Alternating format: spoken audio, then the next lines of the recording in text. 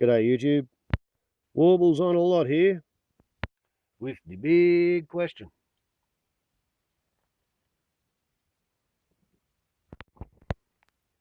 Has religion been good or bad for humanity? Maybe yes and maybe no. It may be true, but I don't know.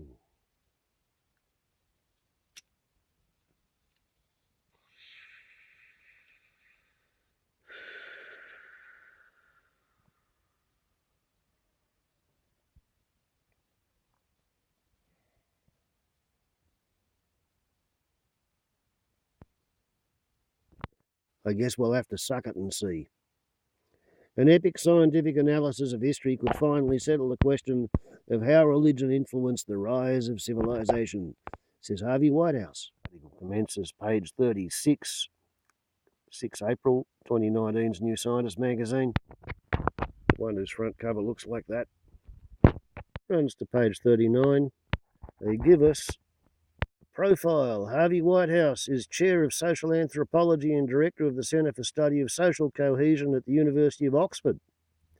A founder of the cognitive science of religion, is known for his idea of, quote, modes of religiosity, unquote, which explains how the frequency and emotional intensity of collective rituals influence the scale and structure of religious organisations. Impressive. Social glue. Mart, Buddha, Christianity have helped societies gel. Religion has given us algebra and the Spanish Inquisition, Bach's cantatas and pogroms. The debate over whether religion lifts humanity higher or brings out our basest instincts is ancient and, in some ways, reassuringly insoluble. There are so many examples on either side.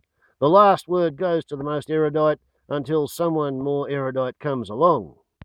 The latest round of the eternal conundrum was triggered by the seemingly religiously inspired 9/11 attacks in the US, after which, quote, new atheists rose to prominence.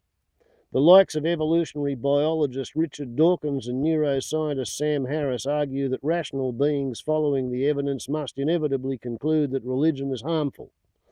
They, in turn, have been accused of cherry-picking their evidence. You might conclude that it is impossible to make a moral judgment about such a multifaceted cultural phenomenon.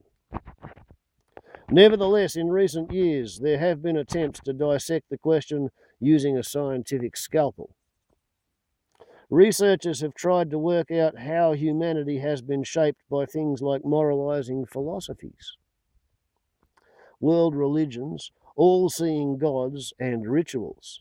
The studies offer intriguing insights, but each presents just a fragment of the full story, and sometimes they generate competing ideas.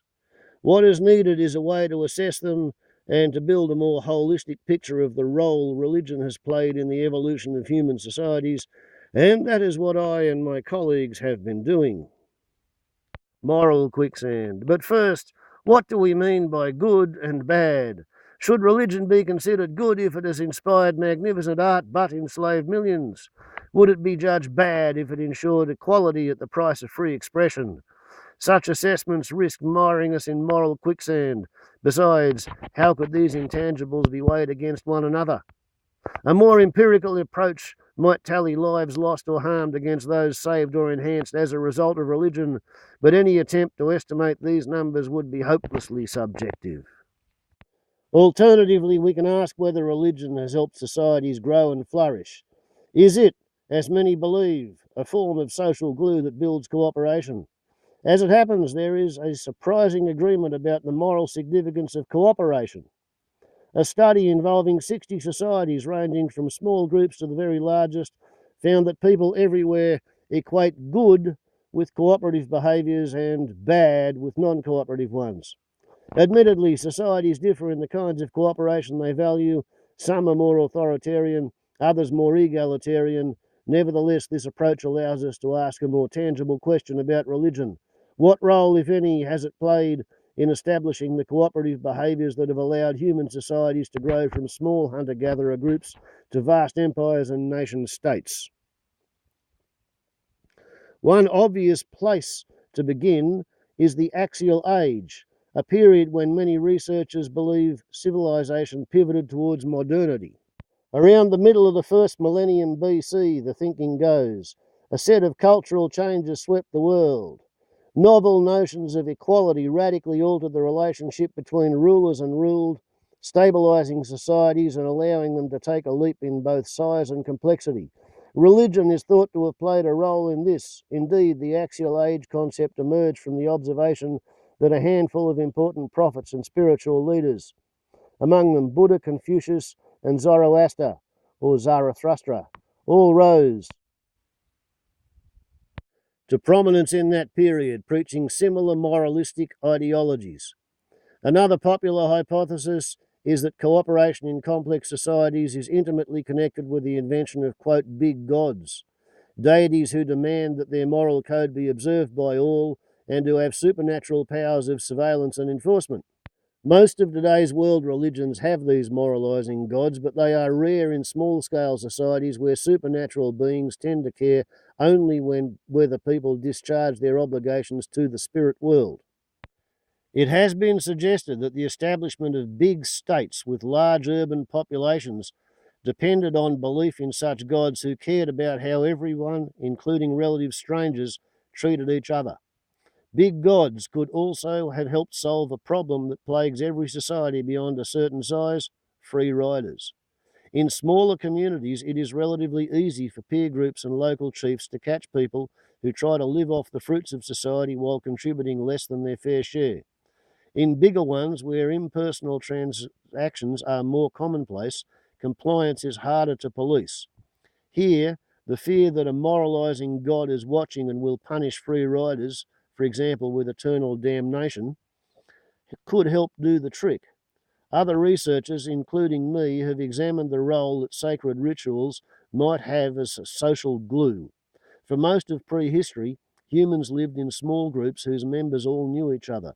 Today's small-scale societies tend to favour infrequent but traumatic rituals that promote intense social cohesion, the kind that is necessary if people are to risk life and limb hunting dangerous animals together.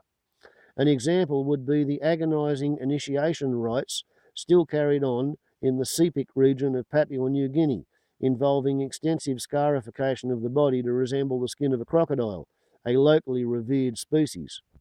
However, with the advent of farming, such rituals were no longer fit for purpose. Farming supported larger populations whose members didn't always know each other. They also weren't required to risk everything for one another, so they didn't require the same levels of social cohesion. But they did need to feel part of a group obeying the same moral code and system of governance, especially as their society absorbed other ethnic groups through military conquest. New kinds of rituals seem to have provided that shared identity. These were generally painless practices like prayer and meeting in holy places that could be performed frequently and collectively, allowing them to be duplicated across entire states or empires. A puzzle, however, is that many of these early civilizations also practiced the brutal ritual of human sacrifice. This reached its zenith in the so-called archaic states that existed between about 3000 BC and 1000 BC and were among the cruelest and most unequal societies ever. In some parts of the globe, human sacrifice persisted until relatively recently. The Inca religion, for example, had much in common with today's world religions. People paid homage to their gods with frequent and, for the most part, painless ceremonies, but their rulers had divine status, their gods weren't moralizing, and their rituals included human sacrifice right up until they were conquered by the Spanish in the 16th century. The Axial Age, big gods, rituals, how can we test these ideas? In 2010, Peter Francois at the University of Oxford, Peter Turchin at the University of Connecticut, and I began building a history data bank. This project, named Seshat after the Egyptian goddess of record keeping, provides us with the infrastructure and data to investigate these hypotheses rigorously and on a global scale. To date, it contains information on more than 400 societies that have existed around the world over the past 10,000 years. Seshat keeps growing, but we believe it is now mature enough to tackle the question of whether religion has been good or bad for humanity. In research published last year, I was part of a team that used Seshat to explore the Axial Age idea. Advocates of that concept were in for a surprise. For a start, many features characteristic of the age, including moralistic norms and a legal code, arose in places far from the influence of the spiritual leaders and sometimes long before the middle of the first millennium BC. In what is now Turkey, for example, the Hittites adopted a moral code about a millennium earlier. What's more, the various features of the axial age didn't come together until much later than most scholars had thought, many thousands of years after the initial emergence of large-scale complex societies. For a long time after Zarathustra preached in Iran, the divinely sanctioned powers of ruler remained unchecked, for example, and Confucianism didn't take off in China until after 200 BC. It would appear that these moralising ideologies weren't directly linked with the rise of sizable cooperative civilizations. It would appear that these moralising ideologies weren't directly linked with the rise of sizable cooperative civilizations. So what about big gods? Were they required for societies to scale up? In research just published in Nature, a large interdisciplinary team of scholars, including Patrick Savage at Keio University in Tokyo, Francois Turchin and me, used Seshat to test this idea. We measured social complexity using 51 markers, such as population size and the presence of bureaucracy or money, and found that in almost all of the regions we analysed, moralising gods were adopted much later than expected. Instead of helping foster cooperation as societies expanded, big gods appeared only after a society had passed a threshold in complexity corresponding to a population of around 1 million people. This happened first in Egypt, where people believed in the supernatural enforcement of order, or Maat, personified by a goddess as early as 2800 BC. Egypt had a population of some 1.1 million at the time and was, by all measures, the most sophisticated society in the world. The most parsimonious explanation is that something other than big gods allowed societies to grow. Our study suggests that something was the shift in the nature of rituals from traumatic and rare to painless and repetitive. This predated big gods in 9 of the 12 regions we studied by 1,100 years on average, giving rise to the first doctrinal religions, the forerunners of today's world religions. But there was a dark side to this development: human sacrifice. A 2016 study based on a historical analysis of more than 100 small-scale societies in Australasia concluded that human sacrifice was used as a form of social control. The elites, chiefs and shamans, did the sacrificing, and the lower orders paid the price, so it maintained social stability by keeping the masses terrorised and subservient. Seshat includes much bigger societies, and our yet-to-be-published analysis indicates that the practice started to decline when populations exceeded about 100,000. At this point, when rulers were finding it increasingly difficult to police the masses, human sacrifices may have become a destabilising force, providing incentive for people to revolt against the system. Society began to fracture, making it vulnerable to conquest. Piecing all this together, here's what we think happened. As societies grew by means of agricultural innovation, the infrequent traumatic rituals that had kept people together as a small foraging bands gave way to frequent painless ones. These early doctrinal religions helped unite larger, heterogeneous populations just enough to overcome the free-riding problem and ensure compliance with new forms of governance. However, in doing so, they rendered them vulnerable to a new problem: power-hungry rulers. These were despotic god kings who presided over archaic states. Granted the divine right of command of vast populations, they exploited it to raise militias and priesthoods, shoring up their power through practices we nowadays regard as cruel, such as human sacrifice and slavery.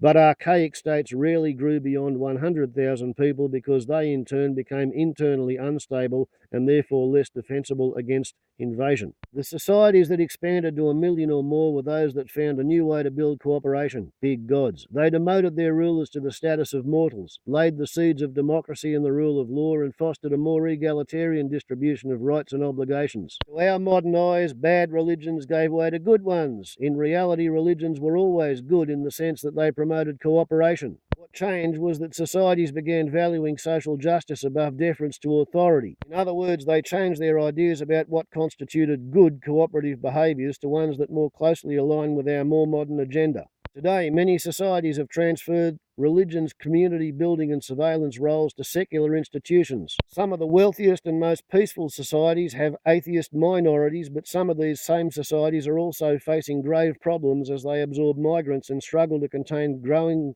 social tensions and xenophobia. Time will tell if they are capable of adapting to meet the challenge of these destabilising influences, but analysis of the kind we are doing could at least reveal which elements of religion have pushed us toward our modern notion of civilization and so might be worth emulating. Has religion been good or bad for humanity? Well, it could be good, and it would be good if only more of the people who profess to have faith would live the faith.